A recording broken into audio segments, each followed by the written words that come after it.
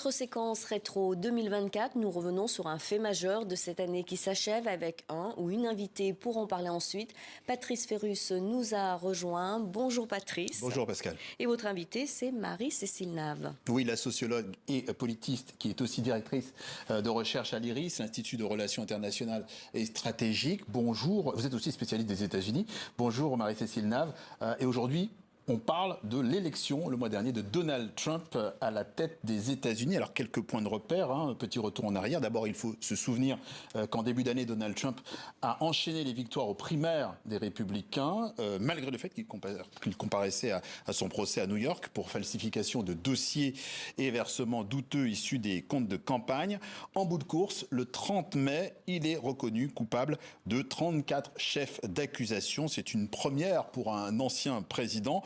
Mais un mois plus tard, la Cour suprême va statuer en faveur d'une immunité partielle de Donald Trump, ce qui va ralentir certaines poursuites judiciaires contre lui et lui permettre de mener campagne, Pascal. Et il y a, Patrice, plusieurs autres événements qui vont le remettre en selle. Oui, par exemple, dès le 27 juin, il y a ce premier débat télévisé avec Joe Biden, un débat catastrophique pour l'actuel président des États-Unis, qui apparaît absent et peu cohérent. Vous évoquiez tout à l'heure, Pascal, cette fusillade dans le Wisconsin. Eh bien, rappelez-vous, le 13 juillet, au cœur de l'été, Donald Trump échappe à un attentat à l'arme à feu lors d'un meeting de campagne. Ça se passe à Butler, en Pennsylvanie, ce qui provoque un regain de sympathie pour l'ancien président des États-Unis. Alors les démocrates vont devoir réagir. Le 22 juillet, nouveau coup de théâtre. Joe Biden renonce à l'élection présidentielle et quelques jours plus tard, c'est Kamala Harris, sa vice-présidente, qui reprend le flambeau. Donald Trump, qui avait beaucoup misé sur l'âge de Joe Biden, mais se retrouve, lui, le plus vieux des deux candidats. La bataille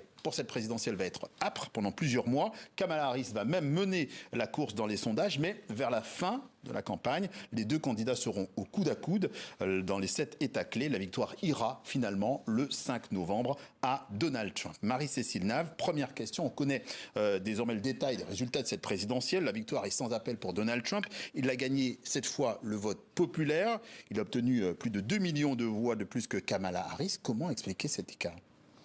Alors c'est une victoire nette, mais c'est pas une victoire massive. C'est-à-dire que par rapport à 2020, par exemple, où il avait gagné 11 millions de voix comparativement à 2016, là il fait environ 3 millions de plus. Donc il n'y a pas un vote... Enfin, c'est pas une victoire massive pour lui. En revanche, il grappille dans certaines catégories de la population, notamment chez les jeunes hommes non diplômés de l'enseignement supérieur. Et ça, c'est une information très, très intéressante. Oui, on a vu les courbes, oui. Voilà. Et même s'il faut se méfier des sondages sortis des urnes pour avoir une idée de la sociologie électorale, parce que le 5 novembre... Les sondages sortis des urnes sont faits auprès de l'électorat qui vote le 5 novembre. C'est plutôt un électorat républicain qui vote le jour même. Donc il faudra attendre plusieurs semaines, plusieurs mois pour avoir une sociologie électorale fine. Mais ce qui fait gagner Trump, c'est surtout le fait qu'il y a une très forte abstention du côté des démocrates. Vraiment, Harris perd cette élection en raison de l'abstention. Elle fait, je crois, environ 8 millions de voix de moins que Biden en 2020. C'est à peu près les chiffres que j'ai en tête. Donc un manque d'engouement de la part de l'électorat traditionnellement démocrate pour la candidate qui effectivement a fait une campagne, comme vous l'avez dit, très courte, et donc c'était sans doute difficile de venir d'imprimer, alors que Trump, ne l'oublions pas, était en campagne depuis 4 ans. 4 ans sur tous les écrans, 4 ans dans la presse, sur les scandales, le buzz, la violence verbale, etc.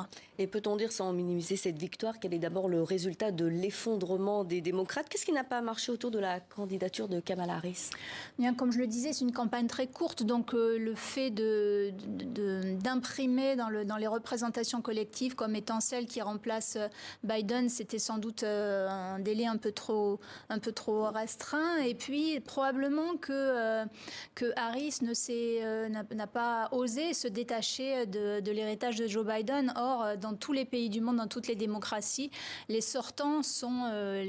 élus sortants sont sanctionnés par les urnes. C'était le cas de Trump en 2020, alors que cette fois, il a été considéré un peu comme l'outsider et pas comme comme celui qui était sortant contrairement à Biden. Donc la forte impopularité de Biden a aussi joué, je crois, en défaveur d'Harris. Mais il y a de multiples facteurs qui expliquent ce résultat. Est-ce qu'il y a eu encore du sexisme dans cette élection, comme en 2016 avec Hillary Clinton? Très probablement, ça a joué. Peut-être moins qu'en 2016 parce qu'il y a eu plus de femmes à des hauts postes à responsabilité depuis. Et donc, les mentalités quand même changent. Il y a eu MeToo depuis, donc les mentalités changent. C'est difficile d'estimer jusqu'à quel point le fait pour une partie sans doute non négligeable de l'Amérique, d'avoir une femme présidente pour une partie non négligeable de l'Amérique, c'est sans doute quelque chose qui est encore inenvisageable, mais c'est multifactoriel. Ce résultat, il est vraiment multifactoriel. C'est le deuxième et dernier mandat de Donald Trump, puisqu'il ne peut pas constitutionnellement, il ne peut pas se représenter. On sait que c'est quelqu'un de revanchard, il a des méthodes assez musclées. Est-ce que ça en fait quelqu'un de dangereux? Alors, c'est pas à moi à dire si c'est quelqu'un de dangereux, mais ce que vous dites est très juste dans le fait que, effectivement, il est animé par la revanche et même, j'ai envie de dire, par la vengeance. Et il le dit lui-même très librement. Il dit qu'il va poursuivre en justice tous ses opposants, tous les médias qui n'ont pas donné une image aussi favorable de lui qu'il l'aurait souhaité. Il souhaite également poursuivre celles et ceux qui ont mené les procès contre lui, donc des juges, mais aussi ceux qui sont à l'origine de l'enquête parlementaire pour le 6 janvier 2021, son rôle dans le 6 janvier 2021, les deux impeachments, etc. Et à contrario, il entend gracier dès les premiers jours de son arrivée à la Maison-Blanche les insurgés du 6 janvier 2021, dont certains étaient condamnés à plus de 20 ans de prison. Il y a beaucoup de nominations annoncées, certaines sont controversées. Donald Trump veut placer des membres de sa famille, mais aussi un anti-vax notaire, un animateur de Fox News à des postes clés. Qu'est-ce que ça dit de sa future administration?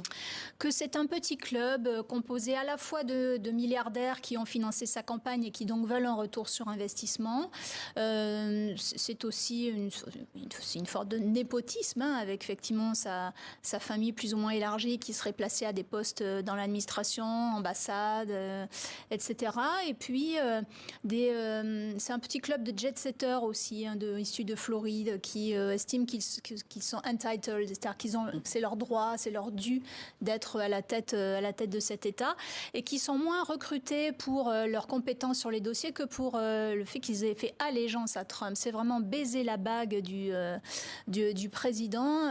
Ils entretiennent avec lui le récit mensonger de la victoire volée de 2020, le fait que le 6 janvier 2021, ça n'est pas advenu, ou c'est quelque chose qui est... L'attaque du Capitole, c'est un coup monté des démocrates, etc. Et ça fait même partie, le New York Times s'en faisait l'écho la semaine dernière, des questions qui sont posées dans les entretiens d'embauche pour ceux qui veulent rejoindre les cabinets ministériels. Est-ce que selon vous, Trump a perdu l'élection de 2020? Et si vous répondez oui, eh bien, vous êtes écarté des postes. Voilà. Très très rapidement, parce que en termes de diplomatie internationale, il y a deux gros dossiers, le Proche-Orient et l'Ukraine par exemple. Prenons l'Ukraine.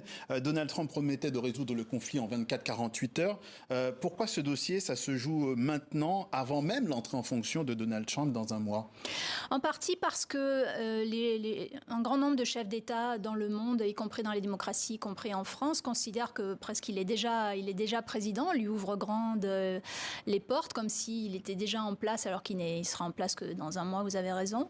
Et puis, parce que ça fait plusieurs semaines, plusieurs mois qu'il martèle l'idée qu'il est un peu le sauveur du monde, qu'avec lui, les guerres sur la planète vont s'arrêter, qu'il va résoudre tous les problèmes. On verra. Ce que l'on sait, c'est que la mode des hommes forts aujourd'hui un petit peu partout, Trump, c'est un peu la manifestation américaine d'un phénomène géopolitique mondial qui est l'appétence pour les régimes autoritaires. On voit qu'il y a...